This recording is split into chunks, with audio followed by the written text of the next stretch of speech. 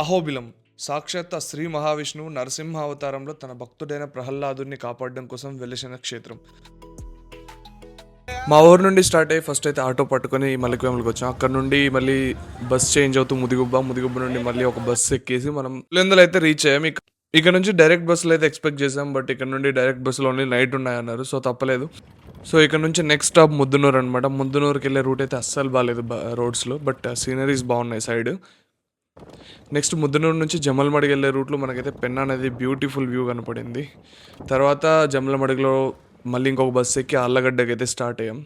So Allagadda నుంచి మనం దిగువ అహోబిలం, అంటే అహోబిలం ఊరికి మనం అయితే బస్సు దొరికింది దిగంగానే మనకి. ఇక్కడ నుంచి స్టార్ట్ అయిపోయాం.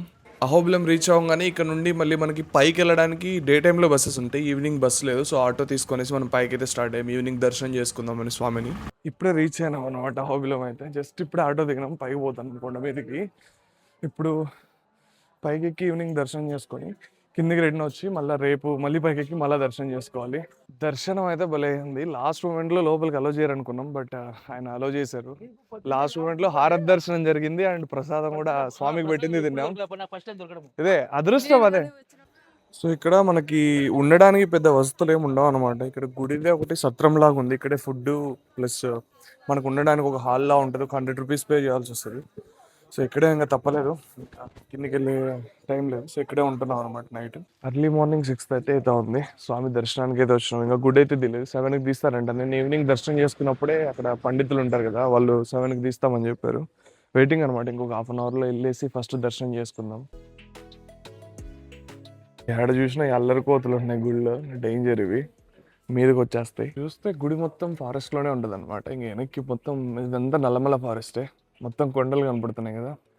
వన్స్ అపాన్ ఏ టైం ఇక్కడ హిరణ్యకశిపుడి వధ జరగకముందు ఇదంతా ఆయన కోట అనమాట. తనని చంపిన తర్వాత ఉగ్రస్తంభం దగ్గర వెలిసి చంపుతాడు పైన. ఇక్కడ నుంచి ఒక 6 కిలోమీటర్స్ మనం ఇదే దారి. మనకి ఇక్కడ చూపిస్తున్నారు చూడండి, ఇన్స్ట్రక్షన్స్ కూడా క్లియర్గా ఉంటాయి. ఉగ్రస్తంభం మరియు జ్వాలా నరసింహస్వామికి మధ్యాహ్నం 3 దాకే ఉంటుంది అనమాట. 3 గంటల లోపు రిటర్న్ వచ్చేసేయాలి. 3 తర్వాత అల్లోనే ఉండదు లోపలికి. ఇలా వెళ్ళాలి, 6 కిలోమీటర్స్ ట్రెక్ చేయాలి మనం పైకి వెళ్తే. అక్కడికి జ్వాలా నరసింహస్వామి ఉగ్రస్తంభంకి వెళ్ళాలంటే 6 కిలోమీటర్స్ పైకి ట్రెక్ చేసి మళ్ళీ కిందికి రావాలి. 1 డే పడుతుంది. నాకు నైట్ ఆఫీస్ ఉందని నేను వెళ్తలేదు, రిటర్న్ కూడా వెళ్ళాలి మనం.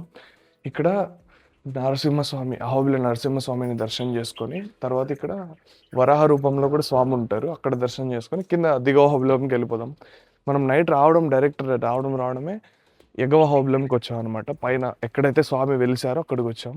ఇక్కడ దర్శనం చేసుకున్నాం. నేను ఈవినింగ్ స్వామికి జోల పాడతారు ఈవినింగ్, అప్పుడు దర్శనం జరిగింది. లాస్ట్ మూమెంట్లో డోర్ క్లోజ్ చేశాడు ఆయన. నేను వచ్చాను ఒక్క నిమిషం అని అడిగితే పాపం మన కోసం ఒక్క నిమిషం డోర్ తీసి లోపలికి పోనిచ్చారు. ఆ టైంలో దర్శనం చేసుకొని వచ్చాను అనమాట. ఇక్కడ నా బ్యాగ్ చూస్తున్నారు కదా, ఇక్కడ నాకు పుట్టెంటుకలు, అంటే చిన్నప్పుడు పుట్టెంటుకలు తీస్తారు కదా, అప్పుడు ఇక్కడ దూరంలో కనపడుతుంది కదా, అక్కడ స్నానాలు చేసేవాళ్ళు అనమాట. ఏపీ టూరిజం కొంచెం డెవలప్ చేస్తే బాగుంది ప్లేస్ని. ఇంత ఫేమస్ పుణ్యక్షేత్రం, ఇక్కడ ఏం పెద్ద డెవలప్మెంట్ ఏం లేదు, కనీసం ఆడవాళ్ళకు వసతులు కూడా లేవు. తప్పదు, మా ఇంటి దేవుడు కాబట్టి వదులుకోలేము, మేము రావాల్సిందే కంపల్సరీ. ఇక్కడ మీకు అక్కడ బ్యాక్ సైడ్ కనపడుతున్నాయి చూడండి, నీళ్ళు చిన్నగా వస్తున్నాయి. ఒకప్పుడు చాలా పెద్దగా నీళ్ళు వచ్చాయి, ఎక్కడి నుంచి వస్తాయో తెలియదు. ఆ నీళ్ళు ఎక్కడి నుంచి వస్తాయో ఎవరికి తెలియదు అనమాట. అక్కడ వస్తూనే ఉంటాయి. ప్రజెంట్ అయితే ఫ్లో తగ్గిపోయింది. ఇక్కడ స్నానాలు చేసేవాళ్ళు ఇందాక చెప్పినట్టు.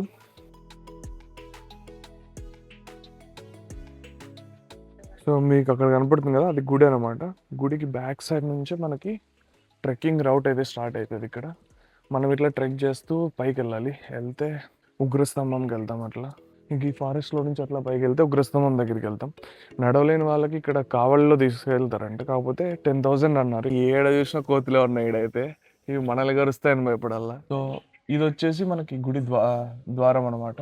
అండ్ ఈ మధ్యలో కనపడుతుంది కదా, ఇక్కడ నరసింహస్వామి ఉంటాడు కొండ కింద వెలిసి. అండ్ ఆ బ్యాక్ సైడ్ నుంచి అది ఫ్రీ దర్శనం ఎంట్రీ, అటు సైడ్ నుంచి అది ద్వారమే, బట్ ఫ్రీ దర్శనం ఎంట్రీ పెట్టారు. కొండ మీదకి రాగానే ఎదురుగా ఒక సత్రం లాగా ఉంటుంది అనమాట. సత్రంకి ఆపోజిట్ లోనే మెయిన్ గుడి అయితే ఉంటుంది. ఇదే మన మెయిన్ గుడి ఎంట్రన్స్. అండ్ ఇలా ముందు నుంచి ఈ సైడ్ నుంచి వెళ్తే విఐపి దర్శనం. ఇక్కడ పోస్టర్ ఉంది కదా, పోస్టర్ కి మీరు లెఫ్ట్ సైడ్ లో లోపలికి వెళ్తే ఉచిత దర్శనానికి దారి అనమాట. గుడి ఎంట్రన్స్ లోనే ఒక పెద్ద తేరు ఉంటుంది అనమాట. ఇది వచ్చేసి గుడికి మెయిన్ ద్వారం, అందరూ ఎంటర్ అయ్యే ద్వారం అనమాట. అండ్ విఐపి దర్శనం కూడా మనకి ఇటు సైడ్ నుంచి ఉంటుంది. మీరు పైన ఉగ్రస్తంభంకి వెళ్తే ఇట్లా ఉంటుంది, 2 పాదాల మధ్యలో నుంచి ఒక ఉక్కు స్తంభం అయితే ఉంటుంది. నరసింహస్వామి పుట్టిన చోటు అనమాట, అక్కడ వెలిసిన చోటు. హిరణ్యకశిపుని సంహరించారు. ఇక్కడ ఈ ఆడవాళ్ళు కట్టెలు తీసుకొని స్టార్ట్ అవుతున్నారు కదా, వీళ్ళందరూ ట్రెక్కింగ్కి వెళ్తున్నారు అనమాట. మీరు కూడా పైకి వెళ్ళేటప్పుడు సేఫ్టీ కోసం స్టిక్స్ అయితే తీసుకొని వెళ్ళొచ్చు మనీ ఇచ్చి.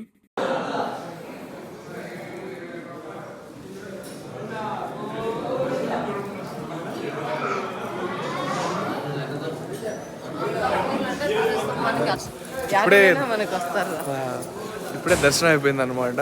ఇక్కడ ఒక షాప్ అన్న మనకి ఫ్రీ దర్శనం చేయించాడు, డైరెక్ట్గా ఉచిత దర్శనంలో వెళ్ళకుండా విఐపి దర్శనం చేయించాడు అన్న. ఇంకా బయటకు వచ్చామమ్మా నేను. వెళ్దాం అంకుల్. ప్రసాదం ఇంకా తీయలేదా మరి ఎట్లా? మాకు కంపల్సరీ కావాలి ప్రసాదం.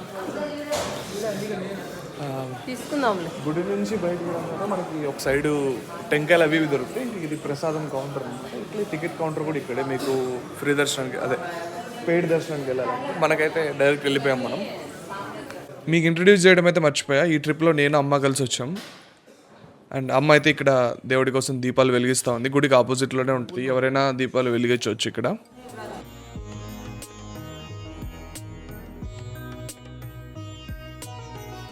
చూడండి, పెద్ద ఆయన పైకి వెళ్ళడానికి వీళ్ళ నలుగురు ఆయన కూర్చోబెట్టి మోసుకెళ్తున్నారు అనమాట. మీరు కూడా ఇలా నడవలేని మీ పేరెంట్స్ కానీ పైకి తీసుకెళ్ళాలనుకుంటే ఇలా తీసుకెళ్ళొచ్చు టైం ఉండి. దగ్గరికి పైకి వెళ్ళాలంటే స్టెప్స్ ఎక్కి వెళ్ళాలన్నమాట. ఇప్పుడు అమ్మ దిగుతా ఉంది కష్టపడి పాపం. ఈ స్టెప్స్ అన్నీ ఒక 76 స్టెప్స్ ఏమో ఉంటాయి ఇలా కింద నుంచి. సో మీకు పైన క్షేత్రంలో అయితే ఏమి ఉండదు పెద్దగా. ఫారెస్ట్ లో ఇక్కడ వెహికల్స్ నిలుపుకోవడానికి ఒక సైడ్ ఉంటుంది, ఒక చిన్న హోటల్. ఇది మనం నైట్ స్టే చేసిన సత్రం అనమాట. దానికి ఆపోజిట్ లోనే ఇంకొక సత్రం ఉంటుంది. ఇంకా ఆ సైడ్ నుంచి అక్కడ మనుషులు వెళ్తున్నారు చూడండి, అటు సైడ్ వెళ్తే మనం పైకి వెళ్తాం అనమాట నరసింహస్వామి దర్శనానికి. ఇంకా రెడ్ కలర్ ఆటో కనపడుతుంది కదా, ఎగోబులం నుంచి దిగోబులం పోవాలంటే ఇలా రెడ్ కలర్ ఆటోలు ఉంటాయి. అందరితో కలిసి పోతే 30 రూపాయలు తీసుకుంటాడు. మీరు ఒక్కరే స్పెషల్గా పోవాలంటే ఒక 300 ఇస్తే అక్కడ ఇక్కడ దింపేస్తాడు అనమాట. 10 మంది పడతారు కాబట్టి అతను కూడా అట్లే 300 తీసుకుంటాడు. సో ఇప్పుడే పైన అహోబిలంలో దర్శనం చేసుకుని కింద దిగవహోబిలంకి వచ్చాం అనమాట. దిగవహోబిలంలో స్వామి స్తంభం చీల్చుకొని వచ్చిన దానికి గుర్తుగా ఇక్కడ కడతా ఉన్నారు. ఇంకా అది కన్స్ట్రక్షన్ లోనే ఉంది కదా. ఇక్కడ గుడి ఎంట్రన్స్ లోనే మీకు పైన కింద టైమింగ్స్ ఉన్నాయి చూడండి. మీరు ఎప్పుడు రావాలనుకునే టైమింగ్స్ అయితే చెక్ చేసుకోండి. సో ఇదైతే మనకి కింద దిగవహోబిలంలో గుడి అనమాట స్వామిది. గుడి బయటే మీకు టెంకాయలు, స్వామికి ఏమైనా తీసుకెళ్లాలన్నా అన్ని దొరుకుతాయి అనమాట. గుడి బయటే ఉన్నాయి.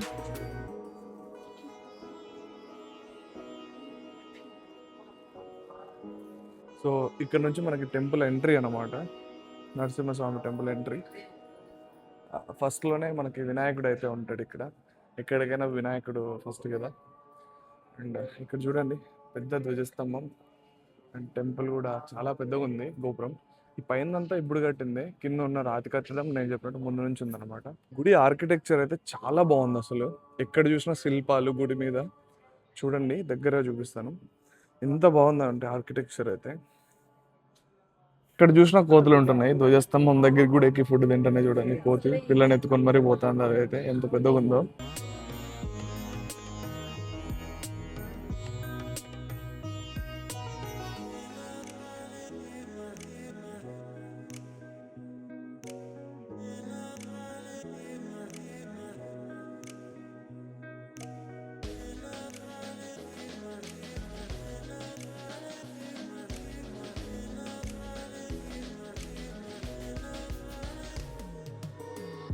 సో లోపలైతే కెమెరాస్ ఏం అలో లేవు అనమాట. బయట నుంచి గుడి ఆర్కిటెక్చర్ చూడండి ఇలా ఉంది, చాలా బాగుంది కదా. సో ఇక్కడ నుంచి మనం ఫోన్ తీసుకెళ్ళకూడదు లోపలికి. ఫ్రీ దర్శనం అయితే ఇటు సైడ్ నుంచి వెళ్ళాలి. ఎవరు లేరు, ఫ్రీ దర్శనం కూడా తొందరగా అయిపోతుంది మనకి ఇవాళ. సో ఫ్రీ దర్శనానికి వెళ్దాం మనమైతే. ఇవన్నీ చూస్తే అనిపిస్తుంది old ancient Indian architectures are best in the world అని. అసలు ఎంత బాగా చెక్కారు చూడండి ప్రతి శిల్పాన్ని. కింద మనం యుద్ధానికి కదా సైనికులు ఉంటారు చూడండి, కత్తులు పట్టుకొని అట్లా అన్ని చెక్కారు. వాళ్ళ చేతిలో కత్తులు, షీల్డ్, ఏనుగులు అన్నీ ఉన్నాయి ఇక్కడ. లోపలైతే వీడియోగ్రఫీ అలో లేదు, బయట మాత్రం తీసుకోవచ్చు. గర్భగుడిలో స్వామిని మనం షూట్ చేయలేము అనమాట. ఆర్కిటెక్చర్ అయితే అసలు మత్తిపోతుందండి చూస్తుంటే. ఇంత పెద్ద వాటి మీద ఎలా డిజైన్ చేశారు అనేది చూడాలి.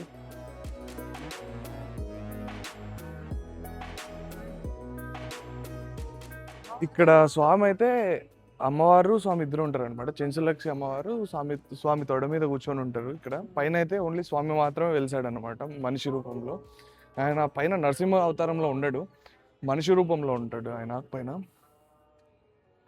ఇటు సైడ్ ఇది చూస్తున్నారు కదా, ఇది మెయిన్ గర్భగుడి అనమాట నరసింహస్వామిది. ఇది వచ్చేసి అమృతవల్లి అమ్మవారు కూడా, అదే మన లక్ష్మీ అమ్మవారు. స్తంభం చూడండి, ఒక స్తంభంలో మళ్ళీ ఎన్ని స్తంభాలు చెక్కున్నాయి చూడండి, చిన్న చిన్నవి. అసలు అద్దరిపోయింది అసలు ఆర్కిటెక్చర్ అయితే. ప్రతి స్తంభంలో ఇలా చిన్న చిన్న స్తంభాలు చెక్కి దాని మీద అంతంత పెద్ద వాటిని నిలబెట్టారు అప్పట్లోనే, చిన్న రాయి మీద. మళ్ళీ చాలా పైన పెద్ద వెయిట్ ఉంది అసలు, బండలు భలే చెక్కారు అయితే వెయిట్. ఇక్కడ గుడి బయటే మనకి ఇక్కడ ఈ స్వామి ఉన్నాడు, ఇక్కడ టెంకాయలు కొట్టడానికి ఇక్కడ కొడతారనమాట. లోపల అయితే అలా ఉండదు. దర్శనం చేసుకొని వచ్చాక టెంకాయలు ఇక్కడ మీరు కొట్టించుకోవాలి. లోపల స్వామి దర్శనం అయితే అయిపోయింది ఇప్పుడే, ఇంకా మొత్తం అంతా చూసుకొని బయటకు వచ్చాం.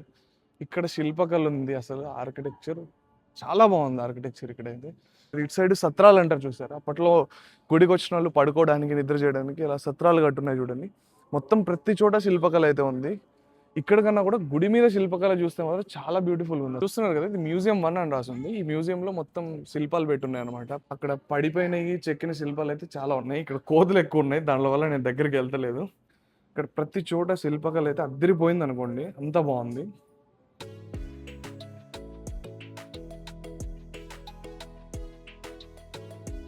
మ్యూజియం అని రాసిందా, దీని పక్కన ఇక్కడ ధ్వజారోహణ మండపం అని ఉందన్నమాట. చాలా బాగుంది. ఇక్కడ ఏమన్నా జరిగేవేమో మరి, ప్రజెంట్ అయితే జస్ట్ మండపం ఉంది. అండ్ కొంచెం ఆర్కిటెక్చర్ అయితే చూడడానికి చాలా బాగుంది. ఇక్కడ జస్ట్ కూర్చోడానికి ఒక అరుగులా ఉందన్నమాట. ఇక్కడ చూడండి ఎవరో మనోళ్ళు అక్షంత ఆడుకోవడానికి ఎన్ని గీసి పెట్టేశారు కింద బండ మీద. ఇక్కడ స్వామివారి కళ్యాణం జరిగినప్పుడు ఇక్కడ కూర్చుంటారంట ప్రజలు. అండ్ మండపం ఉంది, అక్కడ మండపంలో జరుపుతారంట పెళ్లి. ఈ కళ్యాణ మండపం పక్కనే మనకి ఒక మ్యూజియంస్ ఉన్నాయన్నమాట. మ్యూజియంలో ఓన్లీ శిల్పకళ డిస్ప్లే మాత్రమే ఉంది. చాలా బాగుంది డిస్ప్లే అయితే. అసలు శిల్పాలు అయితే ఇంకా వర్ణనాతీతం అనుకోండి, అంత బాగున్నాయి చూడండి. చాలా వరకు డెస్ట్రాయ్ ఉన్నాయి, డెస్ట్రాయ్ అయిన వాటిని ఇట్లా వీళ్ళు మ్యూజియం తెచ్చిపెట్టారనమాట. ఇది చూడండి. అండ్ ఇటు సైడ్ చూడండి, మొత్తం గోడలు పగిలిపోయిన శిల్పాలన్నీ తెచ్చి ఏదైనా అటాక్స్లో మనకి దండయాత్రలో అప్పుడు పగిలిపోయి ఉంటాయి కదా, అలాంటివన్నీ తెచ్చిపెట్టారు. దీని మీద చూడండి, కృష్ణుడే కదా మా పిల్లనగ్రో వాయిస్తున్నాడు. కృష్ణుడు ఆయన కూడా నారాయణుడు అవతారమే. ఎంత బాగుంది కదా, ఏదో డిజైన్ ఇది మొత్తానికి. అదే ఇక్కడ అన్ని క్రీస్తు శకం 16వ శతాబ్దం చెందిన శిల్పాలేనమాట. ఇక్కడ మీరు దూరంగా చూస్తున్నారా, వీళ్ళు డాన్సర్స్ అనమాట. తర్వాత ఇక్కడ సూర్య భగవానుడి విగ్రహం ఉందన్నమాట. 16వ శతాబ్దం అని ప్రతి చోట రాస్తున్నారు. 15, 16వ శతాబ్దం కార్బన్ డేటింగ్లో తెలిసింది అనుకుంటా. వీళ్ళు కూడా నర్తకులు అనమాట. ఇది చూడండి డిస్ప్లే ఎంత బాగుంది. ఇక్కడ మొత్తం అంత డిస్ప్లే చాలా బాగుంది చూడండి. అన్ని డాన్సర్స్, దేవుళ్ళ విగ్రహాలు అన్నీ ఉన్నాయి ఇక్కడ. వీటిని తెచ్చి ఇక్కడ పెట్టారనమాట డిస్ప్లేలో, స్తంభాలన్నిటిని. ఎంత బాగున్నాయి చూడండి.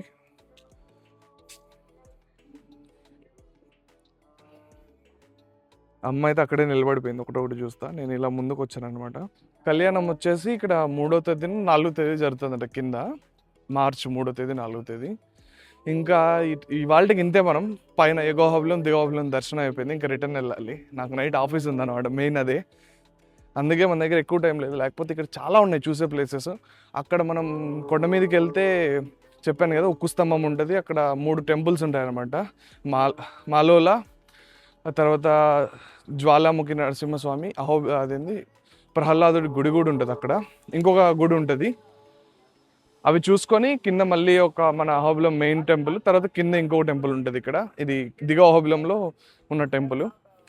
తర్వాత ఇక్కడ నరనారాయణులు అని ఉంటుంది, అది కూడా దర్శనం చేసుకోవచ్చు మీరు.